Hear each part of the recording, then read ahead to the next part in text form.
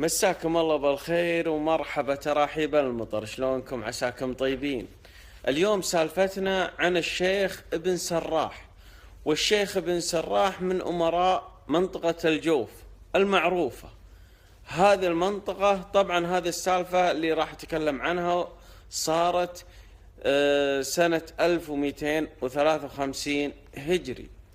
طبعا ابن سراح شخصية معروفة أو عائلة معروفة بالكرم والشجاعة في منطقتهم والمناطق المجاورة لها، إنما صار خلاف بينهم وبين جماعة من جماعتهم، وابن سراح ترك منطقة الجوف لما تغلبوا عليه بني عمه أو اللي بمنطقتهم.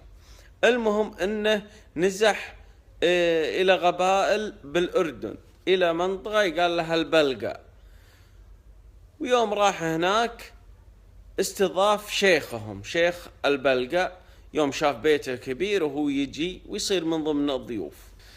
طبعا يا أخوان، كل منطقة أو كل قبيلة لها عادات وتقاليد وسلوم. طبعا عادات القبيلة ما يعيبها، يعني حتى لو قبيلتي فيها سلم من سلومها مو زين عند القبائل الثانية، لكن ما يعيبنا، خلاص هذا عاداتنا وتقاليدنا اللي تعلمناها من شيباننا اللي قبل. ابن سراح يوم جاء وصار ضيف عند الشيخ البلقا ما يعرفه، حاله حال اللي موجودين. فبيوت الشيوخ من ذاك الوقت تلقاهم زحمة، خصوصا عند وقت الغداء أو العشاء. وابن سراح قاعد عندهم، شاف انهم لهم طريقة غريبة. اول شيء يجيبون الصحون ويقعدون يعني صفين وراء الصحن، يقلطون الناس ويجون ناس وراهم ويقلطون، واللي على الصحن يقطع من اللحم ويعطي اللي وراه وياكل، واللي هذا عطى اللي وراه. فهمت الطريقة؟ ابن سراح ما حب الطريقة لأنها غريبة عليه، مو مثل ديرتهم، فما قام قلط. ويوم طالع على الصحون يمير ما في مفاطيح، فيه يقطعون الذبيحة تقطيع كامل. الناس زحمة وما حد انتبه لابن سراح، والناس قامت تتعشى وخلصت من العشاء وقامت الناس، ما حد انتبه هذا الرجال تعشى أو ما تعشى. المهم فضت الناس، بقوا الناس أهل البيت كل نام. ابن سراح ما جاه نوم، جوعان ولا قدر يقلط مع الناس، هذه ما عرف الطريقة، ما أدري شلون. المهم أنه ما قلط وما نام.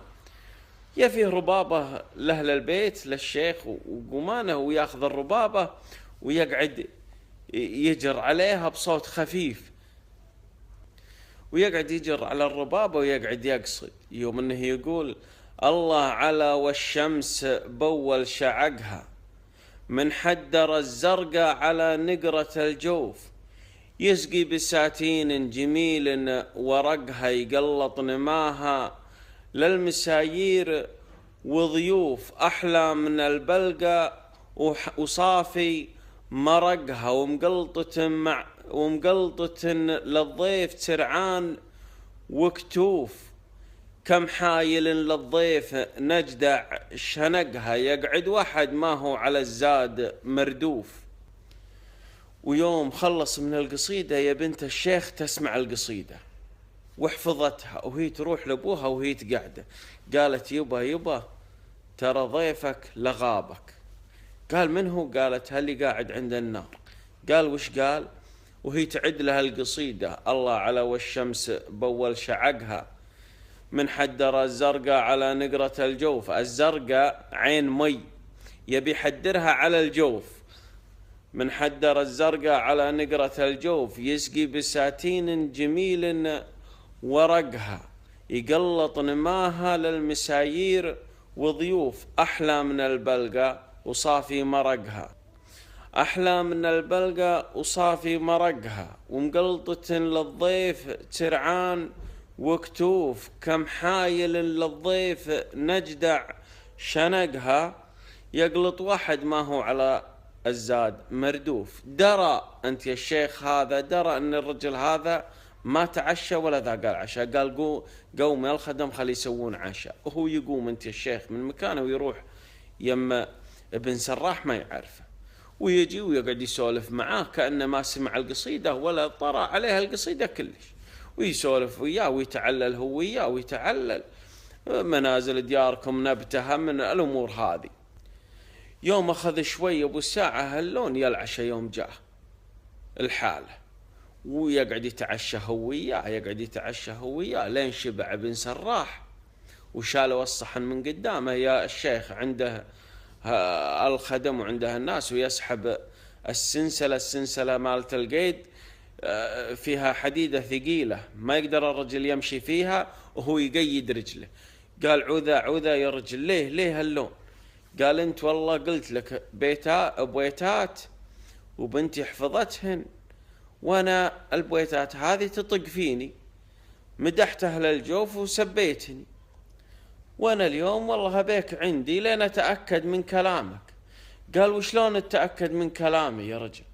قال برسل 2 من رجاجيلي من ربعي انا يا اهل البلقة، ابرسلهم للجوف ويشوفون هل كلامك صحيح، هل الضيف يقعد الحالة، هل هم ما يقطعون الذبيحة كاملة، هل هم يقعدون الحالة هم ما فيه مراديف وراهم ولا لا.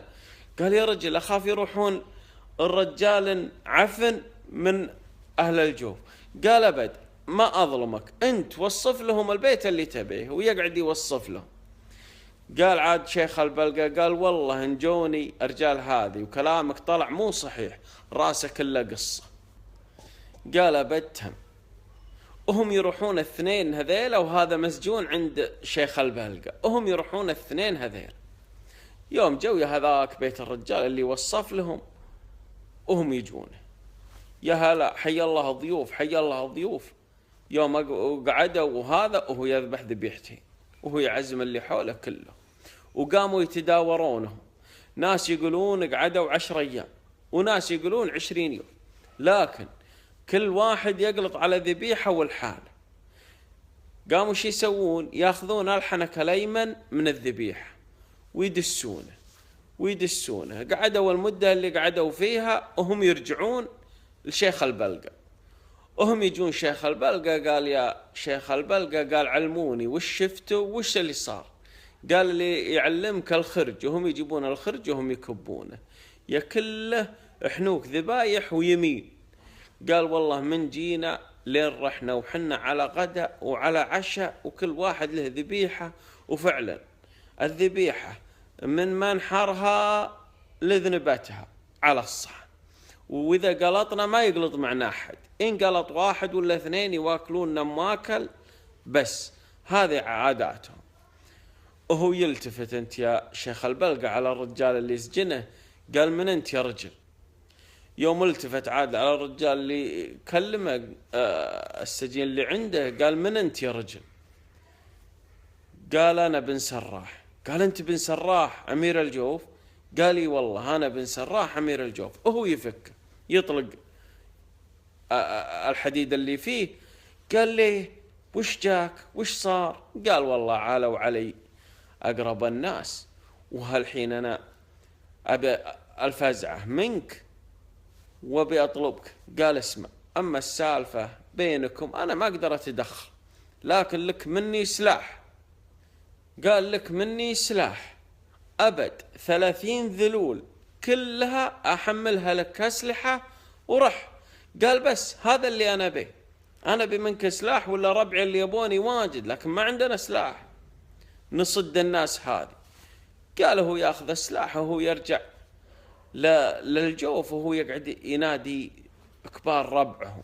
تخبرون كل حمولة لها كبير، ما هم نادي الناس كلها، نادى 10-15 رجال كبار الحمايل اللي حوله. قال اسمعوا يا رجال وهاللون يحرضهم. قالوا حنا جاهزين لكن ما عندنا سلاح. قال سلاح معي 30 ذلول كلها سلاح، وهم يعدون لك على الناس اللي جتهم هذه، وهم يذبحونهم وهم يستولون عليها ويترد الشيخة لهم. وابن سراح هو اللي ذكره عدوان الهربيد بقصيدته يوم ذكر حطاب من السراح. حطاب اللي يقول حطاب اللي بالصحن ينفض الغيد، وبريت يحيي برتاب الهزالي. وهذه سالفة ابن سراح مع أمير البلقا، ونعم فيهم كلهم، والسالفة وجدكم، وإذا فيها قصور فقصورها منا حنا، أنتم ما منكم قصور، وبيض الله وجيهكم. عز الله يا حلو قصيدة ابن سراح. يقول الله على والشمس بول شعقها، يعني بول طلوع الشمس، من حدر الزرقاء على نقرة الجوف. يبي هالميهاز العين هذه تنزل على ديرته، مالومة. يسقي بساتين جميل ورقها، يقلط نماها للمساير وضيوف. يقلط نماها يعني يقلط ثمرها، التمر، وإذا في حمضيات بعد يقلطونها. هكا الوقت ما أدري فيه عاد ولا ما في. أحلى من البلقة وصافي مرقها، مقلطة للضيف ترعان وكتوف. طبعا هذه سلوم وعادات ما نقدر نعيب عليها يا جماعة، هذه عادات الناس. ومثل ما قلت لكم قبل، كل قبيلة لها سلم ولها عادة ولها أمور مثل هذه، ما تقدر تقول هذه. بالعكس هم يقولون حنا أفضل شيء، يعني أنا جيت له للأردن قال حنا أفضل شيء نقطع الذبيحة كلها للضيوف. ليش؟ عشان الضيف يأكل من الظهر، ويأكل من الكتف، ويأكل من الفخذ، ويأكل من الرقبة، ويأكل من الرأس. لما يكون الضيف بس مكان قدامه من الذبيحة يأكل من جهته هو بس، ما يقدر يتعدى مناك ومناك، عيب. فهذه عندهم طريقتهم. وأجمل بيت أتوقع أنا من القصيدة الأربع أبيات هذه، اللي هو يقول كم حايل للضيف نجدع شنقها، يقعد وحد ما هو على الزاد مردوف. وهذا دليل على الطيب والكرم، ونعم فيهم كلهم للأمانة.